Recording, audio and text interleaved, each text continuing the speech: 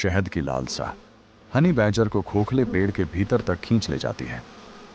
दूर छिपे खतरे से अनजान वह दर्द से कराहता है, लेकिन शहद की भूख मधुमक्खियों के डंक से कहीं ज्यादा ताकतवर है। वह अकेला नहीं है। सूखी घास के बीच एक साया सरकता है। काली मांबा, जहर से भरी मौत जो एक ही काट में नसों को जकड़ देती है। कुछ डंक चमड़ी को जला सकते हैं, लेकिन हनी बैजर लापरवाह है। काली मांबा अपने बिल की ओर लौट रही है, वही पेड़ जिसके नीचे बैजर खाना खोज रहा है। जैसे ही वह पास से गुजरती है, दो शिकारी एक ही जमीन पर आ जाते हैं और टकराव तय हो जाता है। बैजर की पीठ मुड़ी हुई है, वह सांसें भर रहा है, ध्यान पूरी तरह शहद पर टिका है। मांबा अपना सिर नीचे करती है, शरीर घास में छपट्टा हो जाता है। अब रफ्तार नहीं, धैर्य उसका हथियार है। वह हवा और सूरज का सहारा लेकर धीरे धीरे चक्कर काटती है। बैजर अपनी नाक पेड़ के भीतर गहराई तक डाल चुका है। डंक पड़ते हैं, मधुमक्खियां भिनभिनाती हैं, लेकिन उसके लिए अब कुछ भी मायने नहीं रखता। दुनिया सिमट जाती है, बस गंध और स्वाद।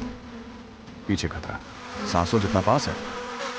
कोई चेतावनी नहीं, पीछे से हमला होता है। बैजर चीखते हुए घूमता है। अब यह केवल शहद की लड़ाई नहीं, यह मौत से आमना सामना है। यह है मांबा का चुंबन, एक न्यूरोटॉक्सिक जहर जो नसों को तोड़ देता है। जरा सी चूक और पूरी नस्ल का अंत।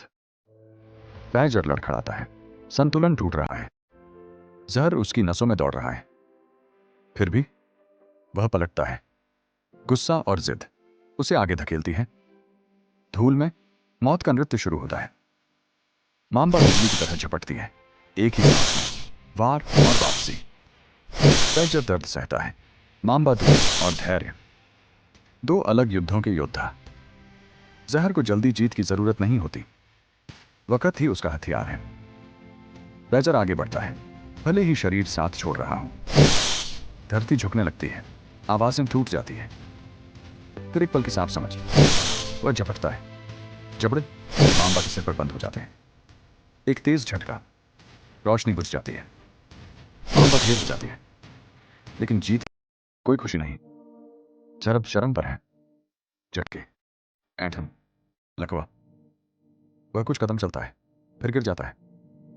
यह अंत नहीं, यह सिर्फ थकावट है। घास हिलती है। अब नए शिकारी आते हैं, जंगली कुत्तों का झुंड। वे घेर लेते हैं।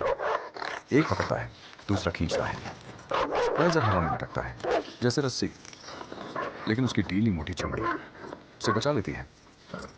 वह काटता है, लुढ़कता है, फिसलकर निकल जाता है। अराजकता को ढाल बना लेता है। धीरे धीरे झुंड पीछे हटता है और बैजर अंधेरे में गायब हो जाता है।